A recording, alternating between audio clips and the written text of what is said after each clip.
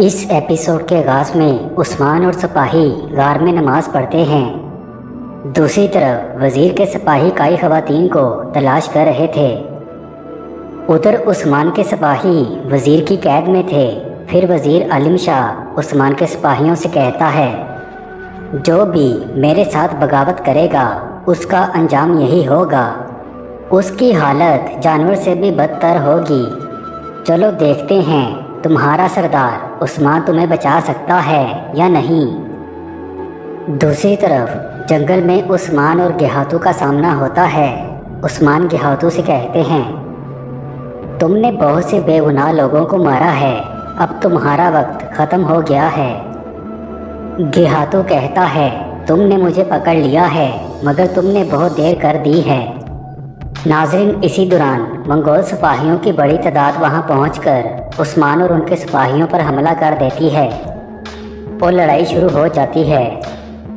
उधर मारी बाला के लिए जंगल में शिकार तलाश कर रही थी।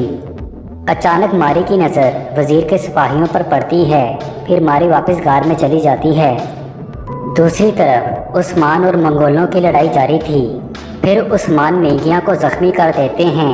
इसी दौरान गंदूस, कोशिश और सिपाही वहां पहुंचकर गेहातू के सिपाहियों पर हमला कर देते हैं। गेहातू भाग जाता है। फिर गंदूस उस्मान को बताता है, हमारे सिपाही इनके कब्जे में हैं। उस कमीने वजीर ने हमारे कबीले पर हमला कर दिया और खवातीन को कैदी बना लिया है। उधर गेहातू अपने सिपाहियों से कहता है, मैं उस्मान से मेंगियां वापस लूँगा, मुझे उसकी ज़रूरत है। और 20,000 सिपाही कहाँ हैं? सिपाही कहता है, वो पहुँचने ही वाले हैं। दूसरी तरफ उस्मान सिपाहियों से कहते हैं, हम खवातीन को वापस लाएंगे। गंदूस कहता है, हमारे पास आखिरी मौका है, हमें अपने सिपाहियों और खवातीन को तलवारें देनी हैं। मैं तमाम सरदारों को खबर देता हूँ कि वो लोग हमारी मदद करें। क्या आपकी इजाज़त है? उस्मान कहते हैं, ठीक है, खबर भेज दो। फिर तुर्गुत मेंगिया को पकड़कर कहता है, ये गेहातू के सब राज जानता है। गेहातू के तबरेज़ जाने के बाद यहाँ हुकूमत करने वाला मेंगिया अब हमारे हाथ में है। उस्मान कहते हैं, तुर्गुत तुम इसे ले जाओ और इसके बदले में हमारे सिपाहियों को वापस ले आओ।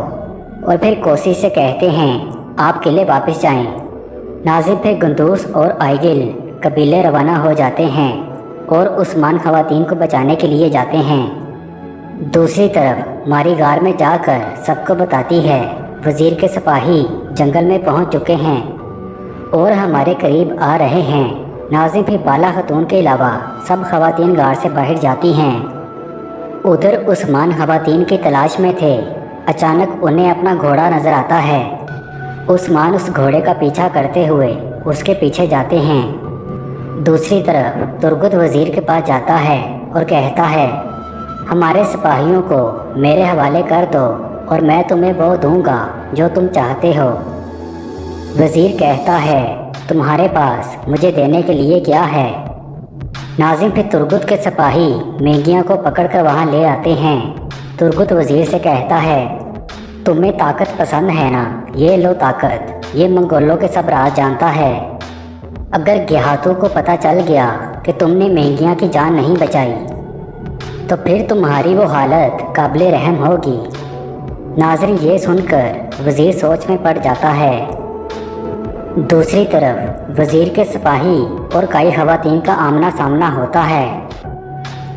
इसी दौरान उस्मान और उनके सिपाही वहां पहुंचकर वज़ीर के सिपाहियों पर तीरों से हमला कर देते हैं।